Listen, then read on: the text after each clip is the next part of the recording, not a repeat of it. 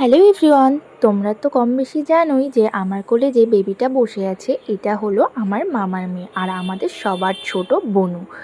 আর ওর হলো কালকে অন্নপ্রাশন, মানে 16ই বৈশাখ, 30শে এপ্রিল, মানে আগামীকাল। আর আমার বোন আমার কোলে বসেছিল বলে আমার মামার ছেলে আমাকে অনেকক্ষণ ধরে বলছে যে বোনকে নামিয়ে ওকে কোলে নেওয়ার জন্য। তারপরে দেখো আমি ওকে হলো মামির কোলে দিয়ে তারপরে আমার মামার ছেলেকে আমি কোলে নিলাম। মানে অনেকক্ষণ ধরে যখন বাড়ি থেকে বেরিয়েছিলাম তখন গাড়ি থেকেই বারবার বলছে যে ওকে কোলে নেওয়ার জন্য। আর ওর জন্যই আমরা ডক্টরের কাছে এসেছি, মানে ওকেই ডক্টর দেখানোর জন্য, মানে আমার মামার ছেলেকে। আর একটু দুষ্টুমি করছিল বলে মামি ওকে দোলনায় বসিয়ে দিয়েছে, যে দোলনা চড় তুই বসে বসে। তারপরে দেখো ও ডক্টর দেখানোর পরে ওষুধ কিনে আমরা বাড়ি ফিরছিলাম। আর দেখো যেই রাস্তা দিয়ে আসছিলাম সেই রাস্তার দু সাইডে এত সুন্দর সবুজ প্রাকৃতিক মানে মাঠ, যে খুবই ভালো লাগছিল। আর এটা হলো আমার মামি আর মামার ছেলে।